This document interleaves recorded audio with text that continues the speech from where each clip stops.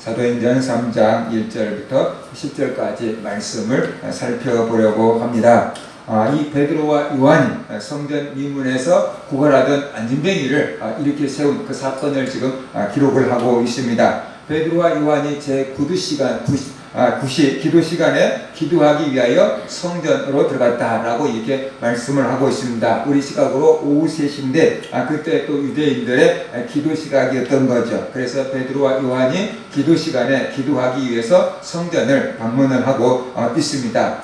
마침 그때 나면서부터 못 걷게 된 어떤 사람들이 메고 왔습니다.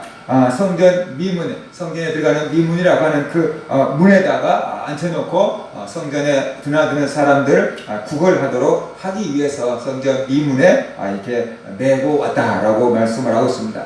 그 사람이 이 베드로와 요한이 성전에 기도하러 가는 것을 보고 그들에게 구걸을 했습니다. 우리말로 하면은 한 푼 도와주세요 라고 이렇게 구걸을 했습니다. 그때 베드로가 그 사람을 향해서 말하지요. 우리들을 보라 라고 이렇게 말했어요. 우리들을 주목하라 라고 이렇게 말했어요.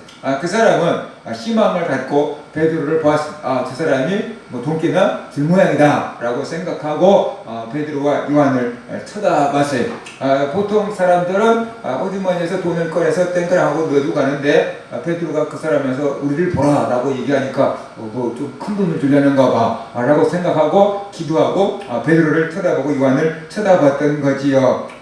그때 베드로가 말하기요. 은과 금은 우리에게 없거니와 우리에게 있는 것으로 내게 주노니 곧 나사렛 예수 그리스도의 이름으로 걸으라 라고 이렇게 말씀을 합니다. 아마 이 베드로와 요한이 뭔가 큰 돈을 줄 걸로 기대했을 텐데 은과 금은 우리에게 없거니와 그 말을 들을 때 이 사람이 얼마나 실망했겠어요. 아니 돈도 없는 사람 그럼 어차피 못 주겠네 라는 그런 생각이 순식간에 머릿속에 아마 스쳤겠지요. 딱 보니까 부자 같지도 않고 말이에요. 은과 금도 없다고 얘기하고 아이고 그러면 왜 쳐다보라 그래. 그 짧은 순간에도 마음속에서 그런 생각들이 아마 스치고 지나갔을 것입니다. 이 나면서부터 걷지 못한 이 사람이 베드로와 요한이 그리스도의 사도들이고 또 그리스도의 능력을 행하는 사람들이라는 것을 알았다고 한다 그러면은 은과 금을 구하지 아니하고 내 병 좀 고쳐주세요 라고 이렇게 구했어야만 됐고 또 구했을 거예요. 그런데 그 사람 눈에 베드로와 요한을 알아볼 수 있는 눈이 없었던 거죠. 그래서 그 사람 눈에 베드로와 요한은 보통 평범한 사람으로 보였고 성전에 기도하러 가는 사람으로 보였고 그래서 은금을 구했던 거죠. 한 푼 도와주세요 라고 이렇게 구걸을 했던 거다라고 볼 수 있어요.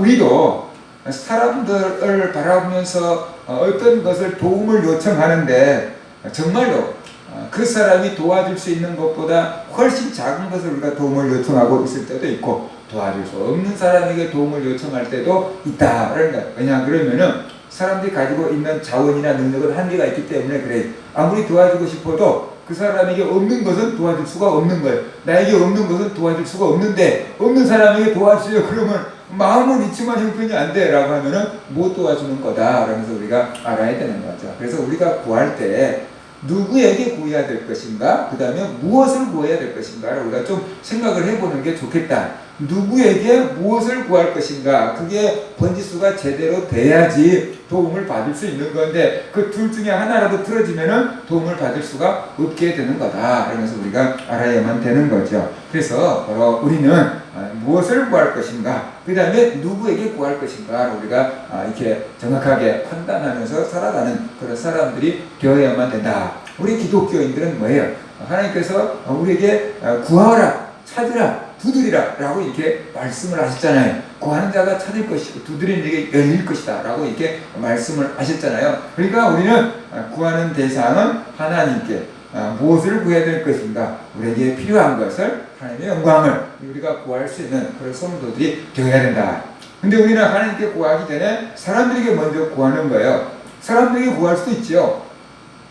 어차피 하나님의 응답도 사람을 통해서 올 수 있거든요. 그러니까 사람에게 구할 수도 있어요. 근데 문제는 이거죠. 하나님께 구하고 사람에게 나가서 도움을 구하는가, 하나님께 아예 구하지 않고 사람에게만 도움을 찾아다니는가, 이것이 좀 비슷한 것 같지만 다른 거다라는 것입니다. 우리가 하나님께 구할 때 하나님께서 내가 구하는 그 어떤 사람에게 은혜와 감동을 주어서 도와줄 수 있는 그런 마음 허락하실 수도 있지만 우리가 하나님께 구하지 않고 사람만 의지하다가 보면은 실망하는 가능성도 높다라는 것을 우리가 알아야 되는 거죠. 그래서 우리가 비록 사람에게 도움을 요청할지라도 먼저 하나님께 기도하고 도움을 요청하고 그 다음에 또 사람에게 나가서 도움을 요청할 수 있는 그 순서가 먼저 하나님을 찾을 수 있는 그런 성도들이 되어야만 된다는 것이, 그것이 우리가 하나님을 의지하고 살아가는 기본적인 삶이 될 거다는 거죠.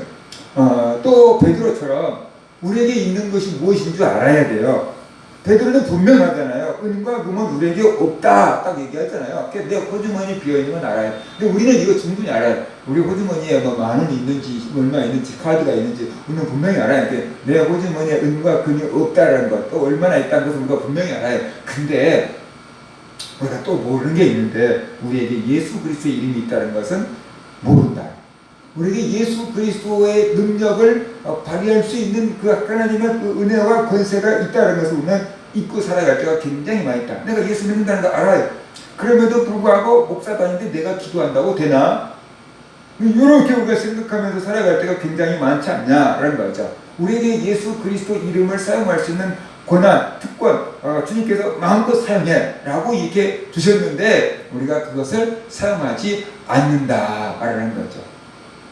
우리가 허락도 받지 않고 유명한 사람들의 그 얼굴 이렇게 사용을 하면은 추상권 침해 그래가지고 소송을 당할 수 있는데, 예를 들어 그 사람이 내 이름과 내 얼굴 마음대로 쓰십시오 라고 했다 그러면 우리가 사용을 해야 될까요? 사용하지 않고 묻어놔야 될까요?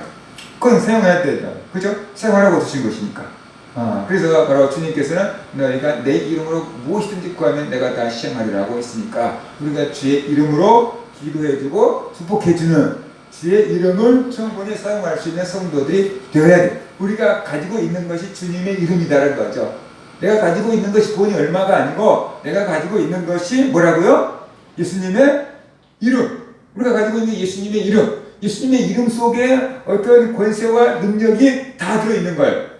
그래서 우리는 예수님의 이름을 우리가 가지고 있다. 그래서 우리가 알고 예수님의 이름을 잘 사용할 수 있는 사람들이 돼야 되는데, 너희가 내 이름으로 귀신을 쫓아낼 것이고 그렇잖아요. 그죠? 그러니까 우리가 예수님의 이름을 잘 사용해야 되는데 예수님의 이름을 잘 사용하지 않는다. 우리의 기도 마치고 끝날 때 정말 예수님의 이름으로 기도합니다. 이걸로만 우리가 사용을 한다라는 거죠. 그래서 우리에게 있는 것이 무엇인가? 육체적이고 물질적이고 어떤 지적인 감성적인 그것은 내가 뭐가 얼마나 있다는 걸 알아요. 내 재주가 뭐가 있다는 걸 알아요. 근데 영적으로 나에게 예수 그리스도의 이름이 있다는 것을 우리는 이렇게 망각하고 잊어버리고 살아갈 때가 많이 있다. 그래서 내게 있는 재주를 어떻게 돼요? 사용하지를 않는 거죠. 내게 있는 그 은사와 능력과 재능을 사용하지 않는 거다라는 것을 우리가 알아야 돼요. 뭐 없다고 생각하기 때문에 어떻게 돼요? 못 사용하는 것이 없다고 생각합니다.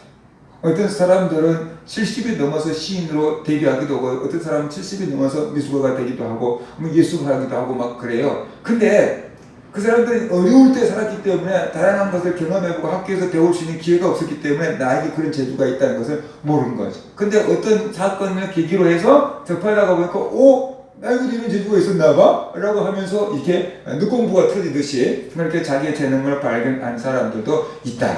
어렸을 때부터 그게 있었겠죠. 근데 그게 어떻게 돼요? 나타날 수 있는 기회와 환경과 여건을 맞닥뜨리지 못했기 때문에, 찾아줄 수 있는 사람을 만나지 못했기 때문에 그것을 찾지 못하고 살아가고 있는 거다. 하나님께서 우리에게 우리가 생각할 수 없는 어마어마한 뇌를 주셨고 우리가 생각할 수 없는 굉장히 많은 재능을 주셨을 거예요.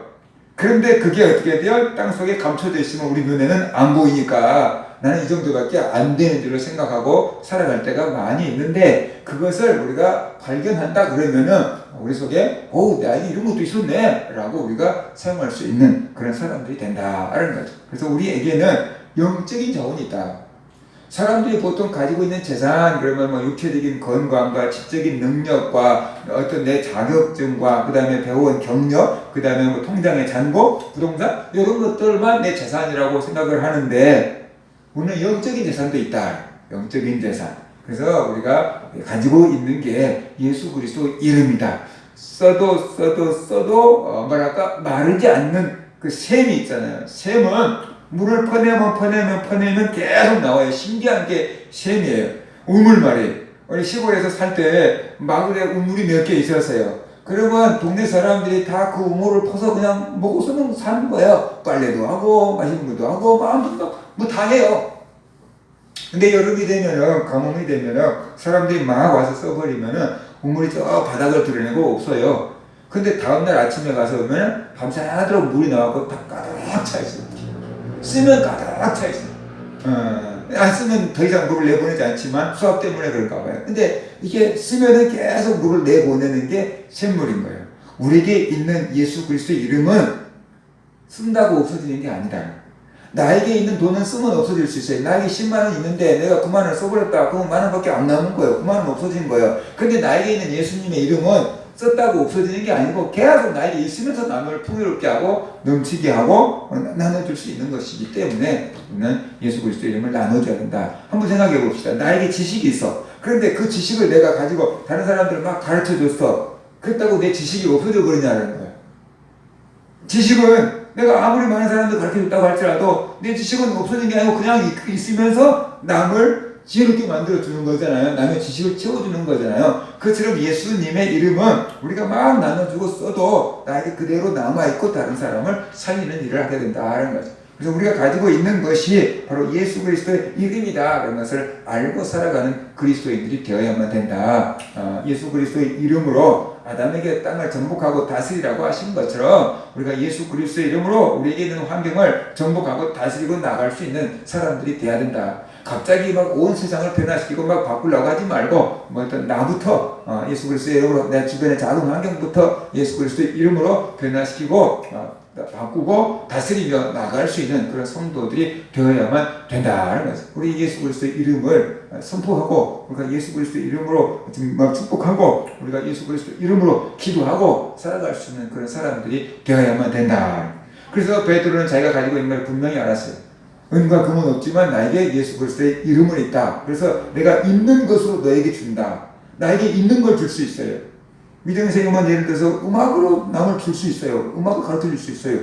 근데 나는 못해. 없으니까. 그런 거예요. 있는 것을 줄 수 있어요. 없는 것은 줄 수가 없는 거예요.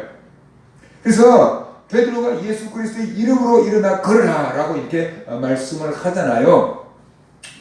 우리도 예수 그리스도의 이름으로 다른 사람을 일으켜 세워야 돼요. 꼭 육체적으로 일어나지 못한 사람을 일으켜 세우는 것, 그것도 중요한 것일 수 있지만 요즘에 정신적으로 정서적으로 주저앉아 있는 사람들이 굉장히 많이 있다. 우울증부터 시작을 해가지고 조울증부터 아무튼 또 아무 실패와 좌절, 막 취업이 이제 안 되니까 아주 포기하고 막 그런 영적이고 정서적이고 육체적인 면에서 주저앉아 있는 사람들이 굉장히 많이 있다. 그들에게 온전한 복음을 전해줘서 예수 그리스도를 만나게 되고 그 안에서 소망을 발견하게 된다 그러면은 그 정서적으로 몇십 년 동안 자기 방 밖에를 나오지 않는 사람도 교회 나와서 예수 믿고 밝아져서 교회를 나오는 사람이지. 집 밖에를 나오지 못한 거. 몇십 년 동안 방 안에만 갇혀서 집안 식구들이 얼마나 힘들었겠어요? 그런데 그가 복음을 듣고 교회에 나와서 악한 것이 떠나가고 새로운 삶을 살게 된다. 그러니까 우리가 육체적인 이렇게 주저앉아 있는 사람만 있다고 생각하는 게 아니고 영적으로 정신적으로 주저앉는 사람이 굉장히 많이 있는데 그 사람들에게 예수 그리스도의 이름을 전해줄 때, 예수 그리스도의 이름으로 기도해줄 때, 예수 그리스도의 이름으로 축복해줄 때 그들이 일어나서 걷고 뛰고 하나님을 찬양하는 놀라운 일이 벌어지게 된다. 그러면서 우리가 알아야 되는 거죠. 바로 예수 그리스도 이름으로 베드로가 일어나 걸으라고 했어요. 그런데 이 사람이 남에서부터 한 번도 걸어본 적이 없는 사람이 어떻게 걷겠어요? 그 사람 생각도 말도 안 돼. 나는 남에서부터 걸어본 적도 없어. 라고 이렇게 생각하고 있었겠죠. 그래서 한 상태로 너무 오랫동안 머물다가 보면은 우리가 희망을 포기하게 돼요. 그래서 이게 남에서부터 수십 동안 걸어본 적도 없는 사람은 이제 그냥 막연하게 나도 저들처럼 걸을 수 있었으면 좋겠다라는 생각만 했지 걸을 수 있다라는 그런 믿음은 안 생기는 거예요. 그래서 기도를 해주고 축복을 해줘도 바로 그런 일이 안 일어날 수 있어요. 왜냐하면 이 사람은 믿음을 했는데 저 사람은 믿음을 안 받으니까. 왜냐하면 믿음으로 받기가 어려운 현실이 있잖아요. 그러니까 베드로가 어때요? 그 사람의 손을 붙잡고 베드로가 확 들어 당겼어요. 이렇게 세웠어요. 그러니까 그 사람이 일어나서 걷기도 하고 뛰기도 했다라고 말씀하고 있습니다. 이건 정말로 놀라운 일입니다.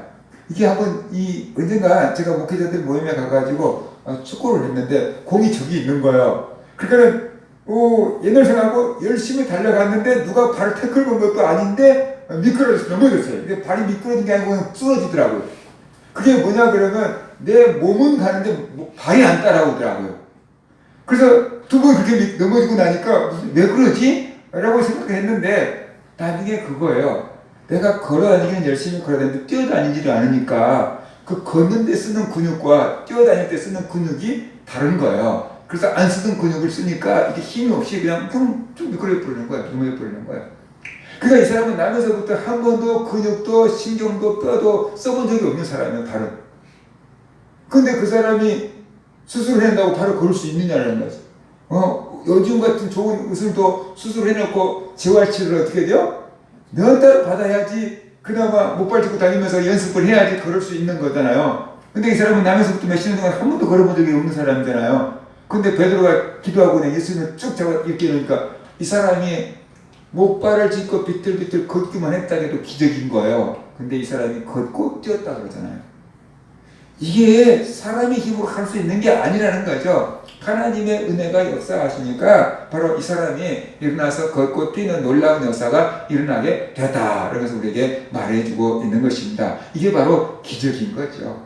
이게 기적인 거다. 그래서 우리가 예수 그리스도의 이름을 줄 때 이 사람이 뛰어서 걸어요. 그 다음에 변화가 나타나는 것을 보세요. 대부분 사람들이 교회 와서 기도하고 은혜 받고 문제 해결 받기 위해서 교회 와요. 그래서 기도하고 은혜 받고 문제 해결 받으면 할렐루야 감사합니다 하고 그냥 끝나버리고 다시 원상태로 돌아가 버린 경우들이 굉장히 많이 있어요. 그들이 교회에 온 목적은 문제 해결을 받기 위해서 온 거예요. 그래서 문제 해결을 받았으니까 이제 그걸로 끝난 거죠. 그런데 오늘 본문에 나와 있는 이 사람은 베드로가 이렇게 세워주니까 베드로와 요한을 따라서 성전에 갔대요. 여러분이 대학교 합격하면은 제일 먼저 누구한테 전화할 것 같아요? 여러분이 우리나라 대기업에 딱 합격 전화를 딱 받았다, 합격 통지를 받았다. 제일 먼저 누구한테 전화할 것 같아요? 엄마 아빠한테 전화하겠죠? 엄마 아빠 그래서 제일 기뻐해줘. 엄마 아빠한테 전화하겠죠. 이 사람 태어나서 지금까지 한 번도 걸어보지 못한 사람이에요. 근데 일어나서 걸을 수 있게 됐어요. 제일 먼저 누구한테 가고 싶었을까요? 보통 사람들 같으면 엄마! 도대체 엄마가 보고 저게 내 아들 많기는 만든 거야. 지금 뭐 어찌 된 거야. 그랬을 수 있죠. 그죠? 엄마, 아빠 자기 집을 찾아갔을 수도 있어요. 이 사람이 이 기쁜 소식을. 도대체 나를 낳고 길러주신 엄마, 아빠가 내가 걸을 수 있다는 것을 보면 얼마나 좋아할까 라고 생각하고 엄마, 아빠에게 달려갔을 수 있잖아요. 그런데 이 사람이 베드로와 요한을 따라서 성전에 들어갔대요. 엄마 아빠한테 안 가고 베드로와 요한을 따라서 성전에 들어가면서 하나님을 찬미했다라고 이렇게 말씀을 하고 있어요. 자기를 고쳐주신 분이 예수님이라는 걸 알아서 왜? 예수의 이름으로 고쳐줬으니까 자기를 고쳐주신 분이 예수님이라는 걸 알고 하나님의 아들이라는 걸 알고 그래서 하나님을 찬양했다라고 이렇게 말씀을 하고 있는 거죠. 그에게 6시 내 고향인가를 봤어요. 거기에 내 고향 닥터가 나와요. 시골에서 사는 할머니 할아버지들 중에서 정말로 몸이 불편한 정형외과적으로 몸이 불편한 사람을 누가 이렇게 사연을 올려보내면은 추첨을 해가지고 선정을 해가지고 그 의사 선생님이 가가지고 무료로 다 치료해 주는 거예요. 근데 10년 동안 어머니 아버지에게 카네이션을 한 번도 못 따라드렸다라고 사연을 올려서 찾아가 보니까 이게 목 아래 경추가 교통사고로 다쳐가지고 목 이하가 아무것도 손을 못 쓰는 새끼손가락 하나 움직일 수 있고 내가 목 위는 움직일 수 있는데 새끼손가락 하나 움직일 수 있는 그 사람이 새끼손가락 하나로 사연을 보낸 거예요. 그렇게 10몇 년을 누워 있었던 거예요. 그런데 그 어머니 아버지가 그 아들을 고쳐보겠다고 여기저기 병원을 수없이 많이 다가 이제 안 되고 집에 누워놓고 이제 아들이 남자니까 커가지고 덩치가 큰데 침대에 눕혀놨다가 밥 먹이려면 이렇게 세워야 되고 뭐 이렇게 해야 되잖아요. 옷 갈아입히려면 이렇게 해야 되잖아요. 아버지 어머니 허리가 다 망가진 거예요. 무릎 다 망가지고. 근데도 뭐가 사라지니까 어떻게 해요? 눈만 뜨면 또 밭에 나가서 일하다가 점심때 뜨면 들어와서 또 요리해갖고 떼먹여 놓고 또 갔다가 어머니 아버지가 그렇게 하고 나니까 허리가 굽어갖고 이렇게 하늘을 볼 수가 없어. 엄마가. 그래서 이제 그분을 이제 건강 정밀 검사를 이제 실시하고 치료해 주겠다는 그 안타까운 사연을 이렇게 봤어요. 그 아들이 그랬어요. 수십 동안 어머니 아버지한테 카네이션 하나를 달아드리지 못했어. 어머니 허리 펴는 것 좀 보고 싶다. 나는 이제 안 되지만 어머니 허리 펴는 것 좀 보고 싶다. 그 사연을 올려서 그렇게 치료해준다고 의사들이 잔뜩 모여가지고 검사하고 회의하고 있는 것을 보았어요. 이 사람도 자기 엄마 아빠한테 가고 이쁜 소식을 전하고 싶은데 베드로와 요한을 따라가서 하나님을 찬미하고 있는 것을 볼 수 있어요. 이게 진짜 하나님의 은혜를 체험한 사람이에요. 하나님의 은혜를 체험하면은 그 사람의 삶의 변화가 나타나는데 뭐냐 그러면 예수님을 믿는 믿음의 사람이 되고, 두 번째 하나님께 감사하는 사람이 되고, 세 번째 복음을 전하는 사람이 되는 거예요. 이것이 은혜 받은 사람의 열매예요. 그러니까 사람들은 왜 하나님을 찾느냐? 문제 해결을 받기 위해서 하나님을 찾아. 그런데 하나님은 왜 우리에게 은혜를 베푸시고 기적을 베풀어 주시는가? 그러면 예수 그리스도를 믿고 구원받게끔 하기 위해서. 안 보이는 하나님을 믿으라 그러니까 안 믿어. 그래서 이런 기적을 통해서 하나님이 살아계시다는 것을 보여주고 믿으라는 거예요. 그래서 예수 그리스도를 믿게 하기 위해서 하나님은 은혜를 베푸시고 기적을 베풀어 주시고, 그 다음에 두 번째 하나님이 계시다는 것을 알고 하나님께 감사하라. 하나님이 해주셨음을 알고 하나님께 감사하는 신앙이 되도록 하기 위해서 은혜를 베풀어 주신 거고, 그 다음에 네가 체험하고 경험한 하나님을 전해라. 네가 체험하고 경험한 하나님을 간증해라. 그래서 복음이 전파되도록 하기 위해서 하나님께서 우리에게 은혜를 베푸시고 기적을 베풀어 주시는 거다. 그래서 우리가 알아야 돼. 그러니까 어떤 병이 고쳐졌는데도 불구하고 이제 너 병 고쳐졌으니까 다 됐어요. 그리고 교회 안 나오고 다시 건강 몸 가지고 세상에서 죄 짓고 산다 그러면은 은혜는 받았는데 열매를 못 맺은 사람인 거다. 그래서 우리가 알아야만 되는 것입니다. 하나님이 우리에게 원하시는 것은 열매예요. 근데 우리가 원하는 것은 문제 해답이에요. 그러니까 똑같은 것을 가지고 뭔지만 목표가 다른 거예요. 사람들은 문제 해결을 받기 위해서 모여서 해결만 받으면 끝나려고 하지만 하나님은 그 문제 해결받는 그 과정을 통해서 예수 그리스도를 알고 믿고 구원받고 정말 하나님께 감사하고 그 다음에 복음을 전하는 사람으로 변화되기를 원해서 우리에게 은혜를 베풀어 주시는 거다. 그래서 우리가 알아야 됩니다. 우리 모든 성도들이 바로 내게 가지고 있는 것이 예수 그리스도의 이름이다라는 것을 깨달을 수 있기를 바랍니다. 그래서 그 예수 그리스도의 이름을 사용해서 주님을 모르는 사람들에게 하나님을 알고 믿어서 구원받게끔 만드시고, 또 정말로 내가 받은 은혜가 하나님이 나에게 왜 은혜를 베풀어 주시는가를 알고 그 신앙의 열매, 은혜의 열매를 맺으며 사는 성도들 되시기를 주의 이름으로 축원합니다.